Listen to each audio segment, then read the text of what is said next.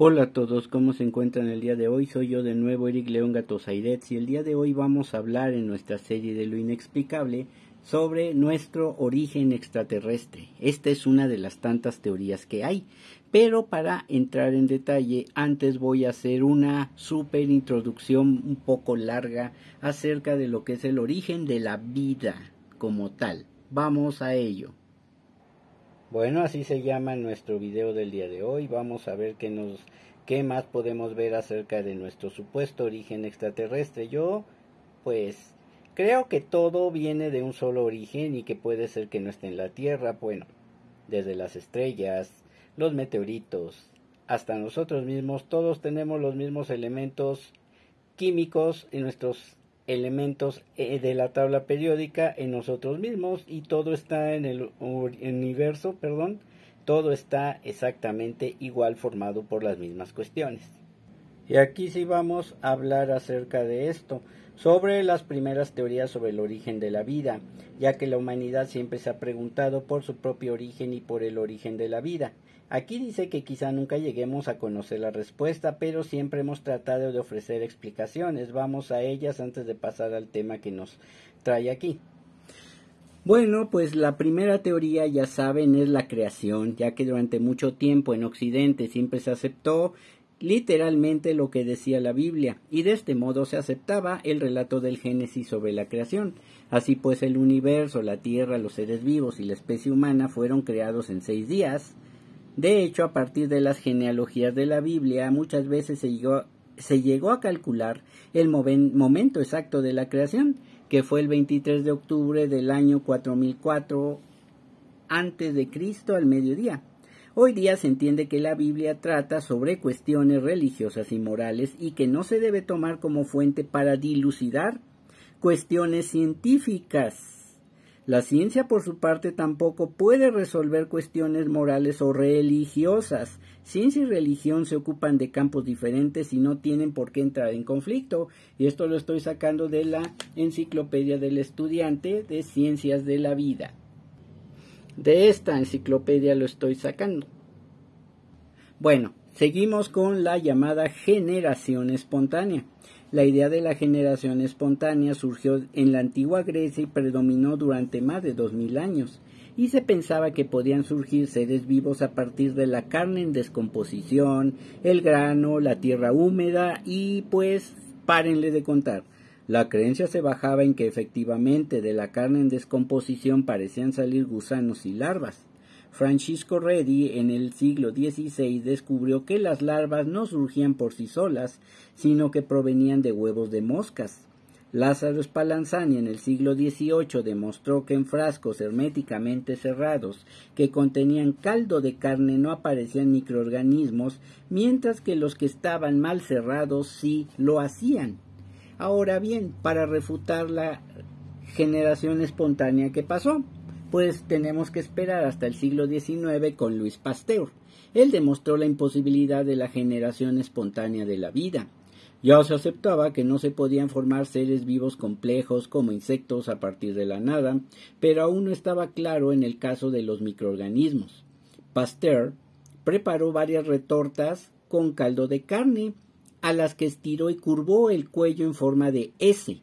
Hirvió su contenido para esterilizarlo, pero no la cerró herméticamente. Así, el aire podía entrar libremente al interior, pero los microorganismos se quedaban en el cuello de cisne de la vasija y no contaminaban el caldo. Aún hoy se conservan en el Museo de Pasteur algunas de estas retortas que siguen sin contaminar, y fíjense que ya pasaron más de 160 años desde aquel experimento. En fin, esta refutación de la generación espontánea fue un gran hito para la ciencia, por cuanto representó un gran avance. Ahora bien, planteaba un grave problema. Si no se puede formar materia orgánica a partir de la inorgánica, ¿cómo apareció la vida en la Tierra primitiva? Bueno, pues aquí ya llegamos al origen cósmico de la vida. Según esta hipótesis, la vida se ha generado en el espacio exterior y viaja de unos planetas a otros y de unos sistemas solares a otros. El filósofo griego Anaxágoras del siglo VI a.C. fue el primero que propuso un origen cósmico para la vida, pero fue a partir del siglo XIX cuando esta hipótesis cobró auge, debido a los análisis realizados a los meteoritos que demostraban la existencia de materia orgánica como hidrocarburos, ácidos grasos, aminoácidos y ácidos nucleicos. La hipótesis de la panspermia postula que la vida es llevada al azar del planeta a planeta y de un sistema planetario a otro. Su máximo defensor fue el químico sueco Svante Arrhenius, que vivió de 1859 a 1927. Afirmaba que la vida provenía del espacio exterior en forma de esporas bacterianas que viajan por el espacio impulsadas por la radiación de las estrellas. Y también, de cierta forma, Fred Hoyle ha manejado también la defensa de esta teoría. Pues sí, ¿qué cosa es la panspermia el día de hoy? Bueno, la idea de la panspermia puede parecer un tanto mística y esotérica, pero merece que se le preste alguna consideración. Aunque la hipótesis original parece poco probable, lo cierto es que en el polvo estelar y en los cometas existen moléculas orgánicas, y que un impacto de un meteorito contra un planeta puede arrancar fragmentos del planeta y proyectarlos hasta otro planeta. Por ejemplo, en la Tierra se han encontrado meteoritos marcianos, o sea, de Marte. Por otra parte, las bacterias y sus esporas son sumamente resistentes, por lo que podrían quizá viajar entre unos planetas y otros en determinadas circunstancias. En el año 2005, un grupo de científicos españoles envió al espacio exterior muestras de líquenes que soportaron perfectamente el viaje. Así pues, quizá no sea imposible que la vida pueda viajar de unos planetas a otros, y aquí estamos viendo al famoso cometa Halley.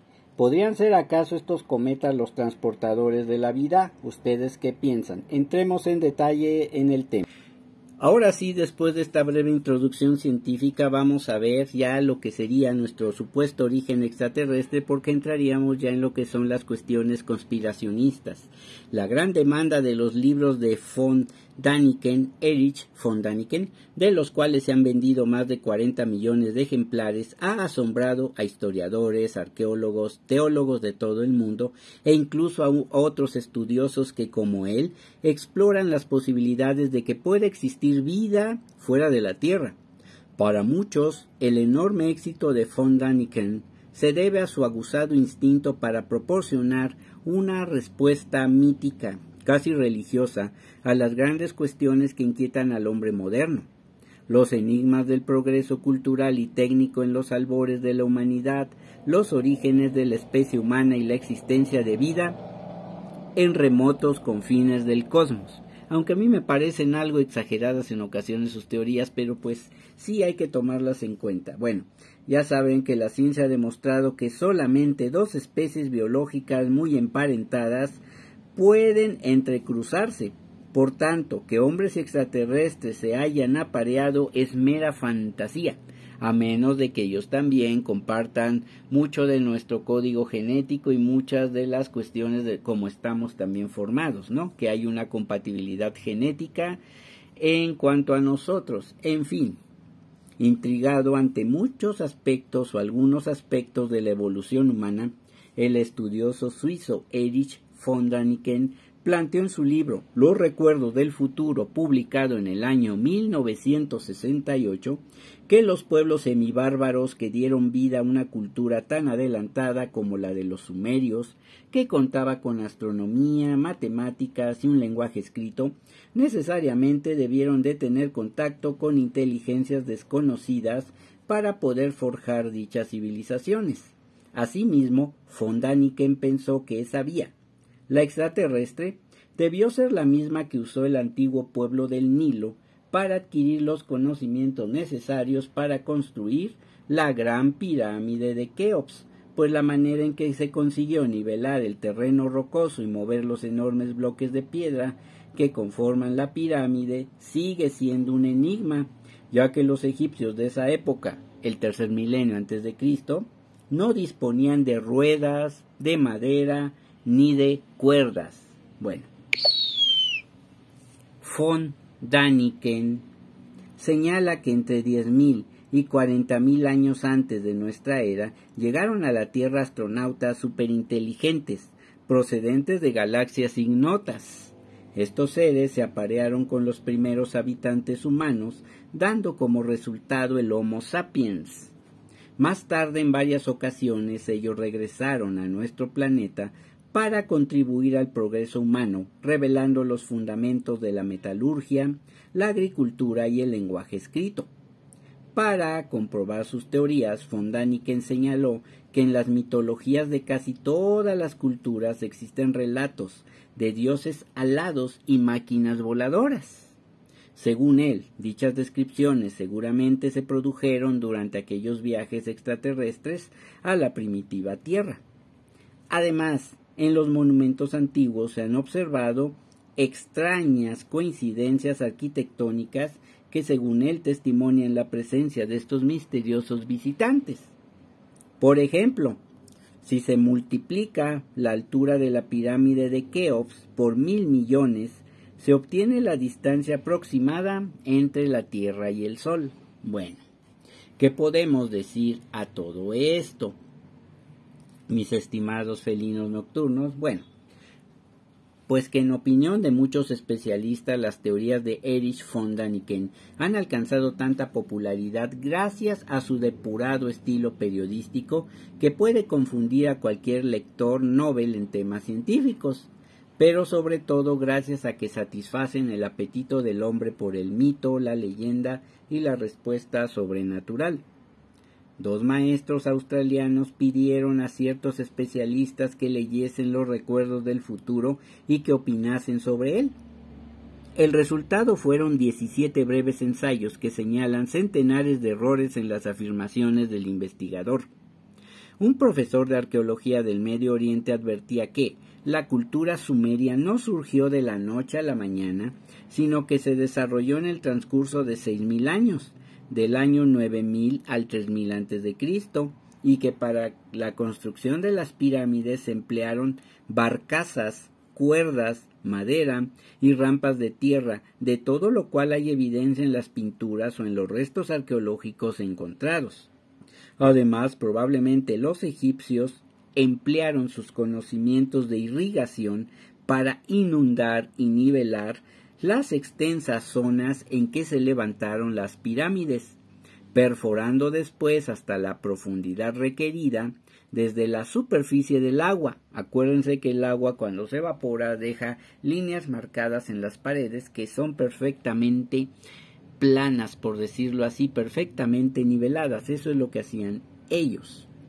En cuanto a la multiplicación de la altura de la pirámide de Keops por 1.000 millones, el resultado no corresponde a la distancia entre la Tierra y el Sol, que es de unos 150 millones de kilómetros, y, aunque así fuese, ello no comprobaría absolutamente nada, puesto que se trata de una operación arbitraria, que lo mismo puede hacerse con otras cifras y otros edificios.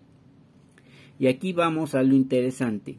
Carl Sagan, el famoso científico estadounidense recientemente fallecido, criticó a von Däniken por su chauvinismo temporal, sobre su idea de que los kilómetros de trazos rectilíneos que se encuentran en Nazca, Perú, pueden ser un antiguo aeródromo. Sagan ironizaba: el vehículo espacial se posa en el suelo, se abre su gran panza y salen rodando.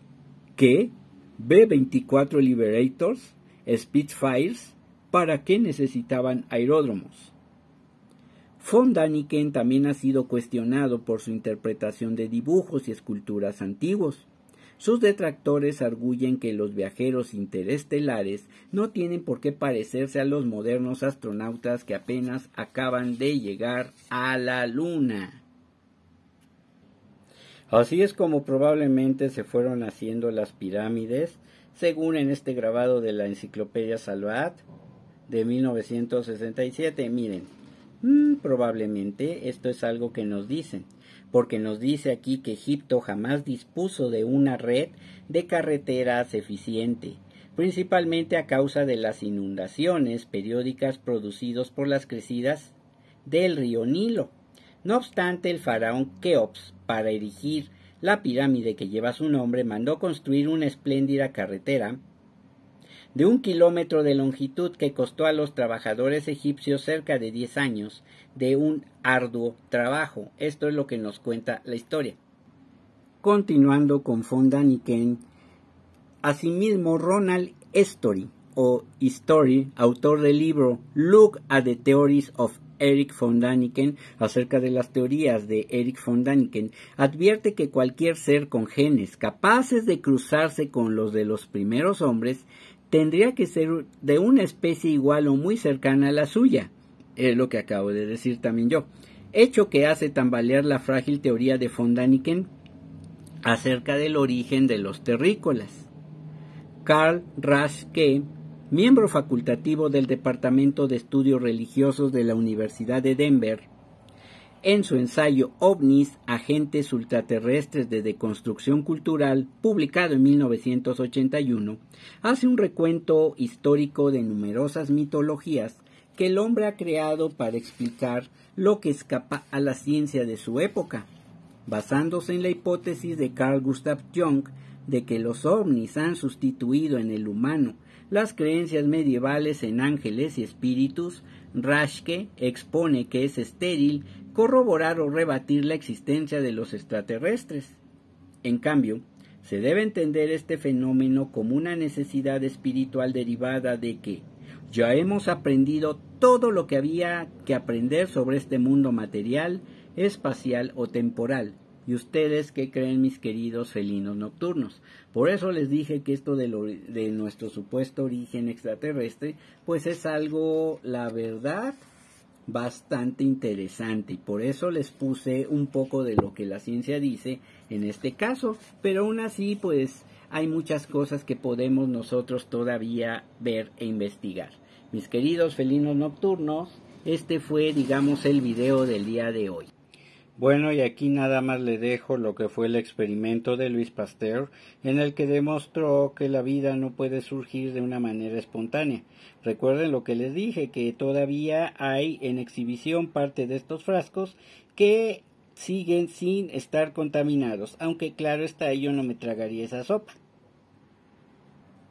Pues bien, mis queridos felinos nocturnos, este fue el video del día de hoy acerca de nuestro origen extraterrestre. Y pues yo les pido que se suscriban al canal, activen la campanita de notificaciones, comenten abajo en la caja de comentarios, denle like al video y compártanlo en sus redes sociales. Y más por el momento, yo, Eric León Gatosa Iretz, me despido de todos ustedes. Hasta luego a todos y nos vemos.